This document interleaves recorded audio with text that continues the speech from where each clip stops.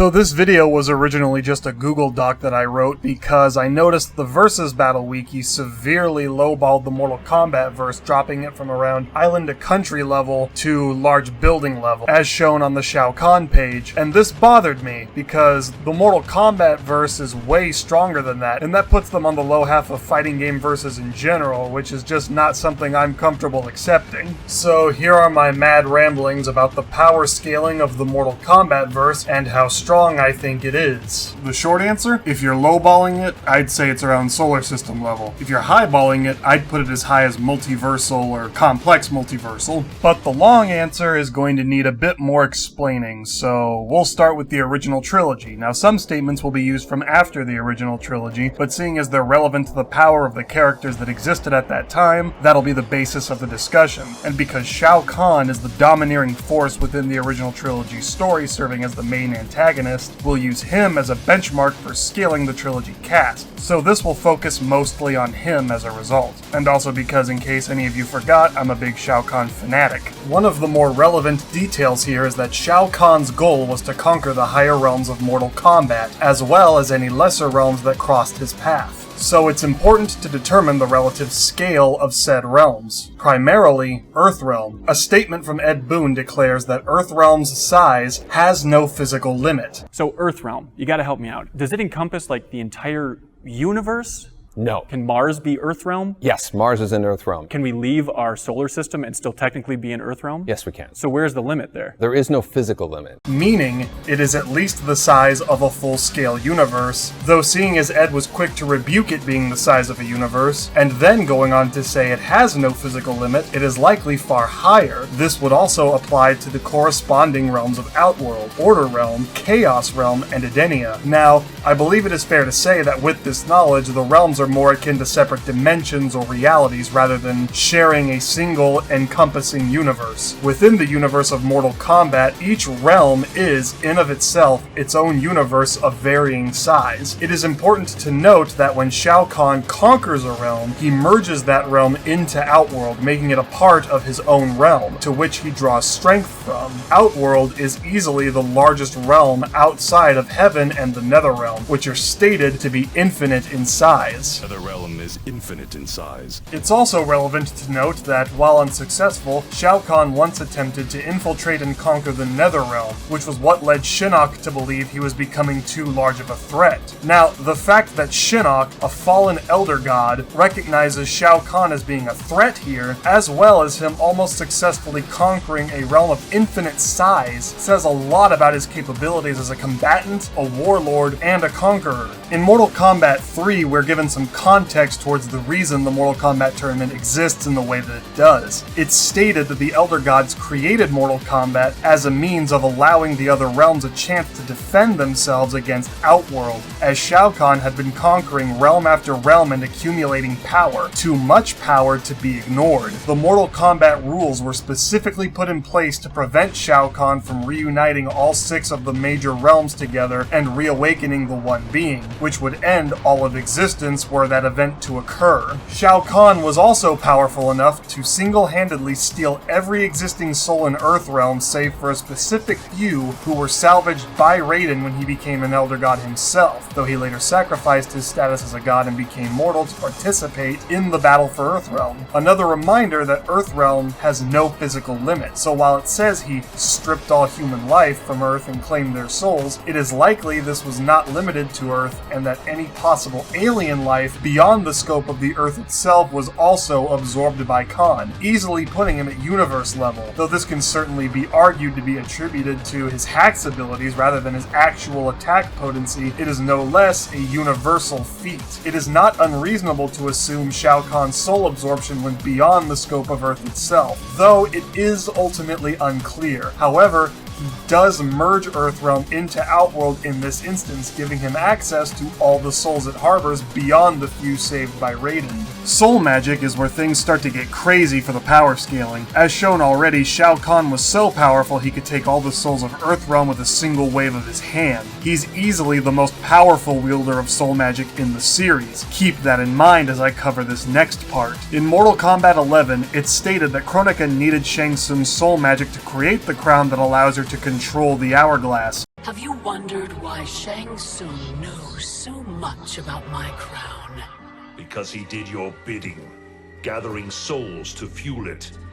Shang Tsung is far too modest. The crown is his design. No one, save me, knows more about its power. Had I told you, we would still be marooned at the beginning of time, bickering among ourselves. Which allows her to reset history back to the beginning. The crown also amplifies her temporal abilities, and even permitted Shang Tsung, who was not a titan like Kronika, to defeat her in combat and control the hourglass. This means that soul magic is capable of performing some rather amazing feats of temporal and space-time manipulation amongst its many other uses. Then, well, there's the green energy. Shao Kahn uses it, arguably being its strongest user, along with Jade, Johnny Cage, Cassie Cage, and Nightwolf.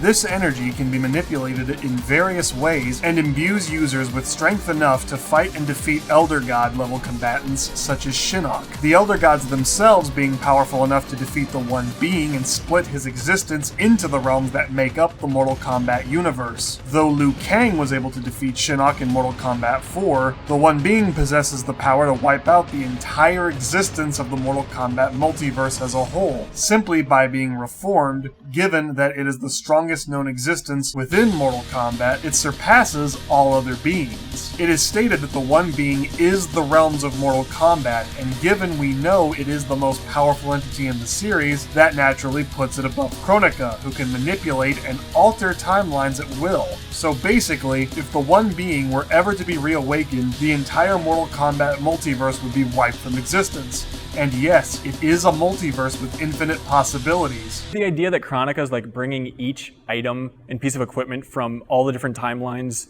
through time to the player? Kronika's not the one bringing them, but we're kind of playing on the concept of a multiverse with infinite possibilities. Bringing this back to users of green energy, this puts them at the level of Elder Gods such as Shinnok and Kronika, but there are certain other characters who have the capacity to harm Elder Gods even without the green energy.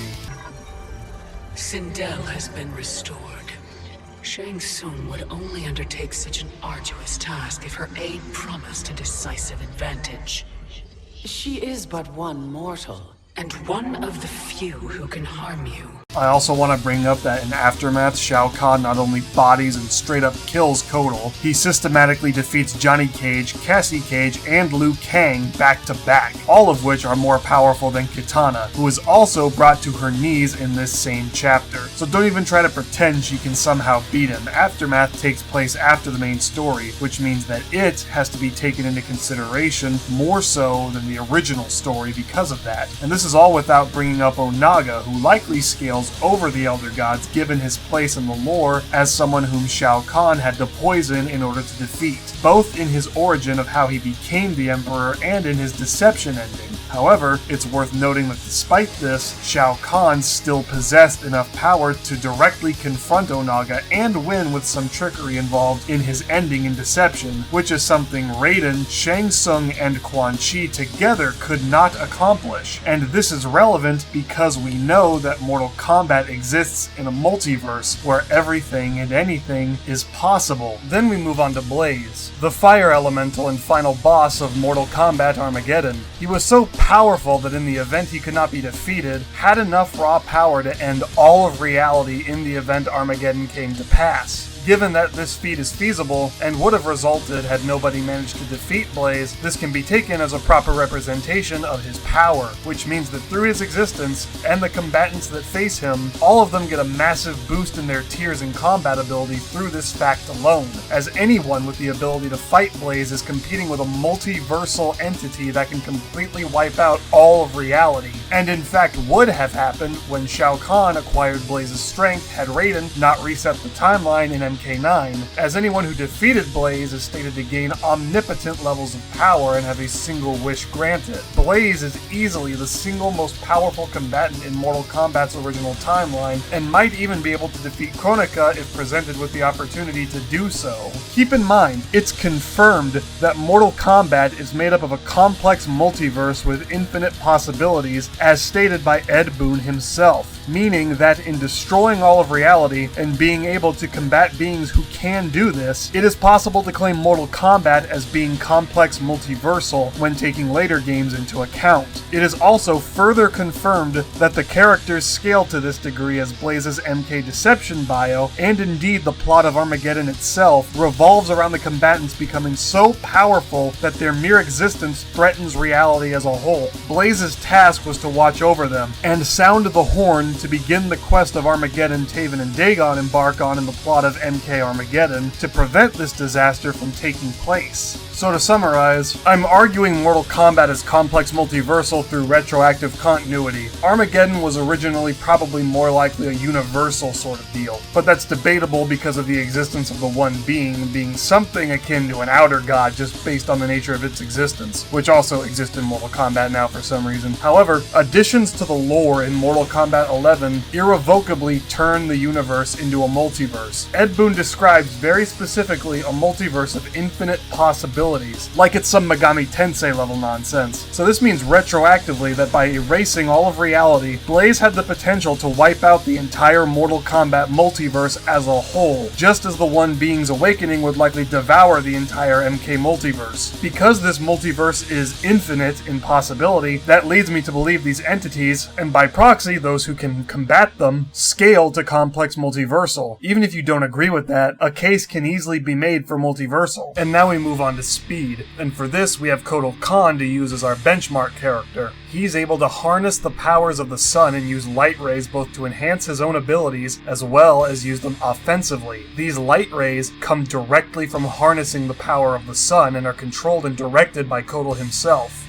This makes him, and by extension the cast who fight him, FTL at worst. At least as far as combat and reaction speeds are concerned. And yeah, Raiden uses lightning, but it's likely that lightning by Mortal Kombat's definition is a lot faster than actual lightning, or at least the lightning that Raiden himself uses is a lot faster. However, as these beams and light rays are relatively casual special moves, it's likely they're much faster than this. Its various characters also possess teleportation, which in turn can theoretically outpace the light rays Kotal employs. And then we have Kabal, who, if we take this image at face value, is using his speed and his X-ray to run across the world, kind of like the Flash in his Injustice 2 special. And it's also seemingly implied in the gameplay that when he runs off screen and appears on the other side of the screen, that he's running across the world. With as much speed as that, and the character is able to outpace and react to his movements, goes to great lengths to further emphasize how fast they actually are with their combat and reaction speeds, and it calcs to almost 300 times the speed of light. But you should definitely take this part with a grain of salt. I cannot confirm for certain that Kabal is moving that fast. But there is one more character that really puts an end to this debate, and that's Cetrion. And Shinnok, technically. She's an Elder God with the power to control various elements, including light itself. The Elder Gods in general theoretically possess absurd levels of power and combat speed, considering they canonically fought and defeated the One Being, splitting it into pieces and creating the realms that we know now. The One Being is essentially the Mortal Kombat versus One Above All, the supreme being that exists beyond all others. Before there were realms, time, and existence, there was the One Being, the Elder Gods, and thanks to MK11, the Titans. Thus, the One Being was likely an omnipresent existence, seeing as its influence still exists even after its supposed death, subtly influencing those powerful enough to try and unify the realms to bring about its return. For the Elder Gods to have battled it and won, they would have to possess not only massively faster than light combat and reaction speeds, as well as absurdly immeasurable power and strength, but more than likely possess speeds that cannot be feasibly measured, or immeasurable speeds. Naturally, this is more or less headcanon,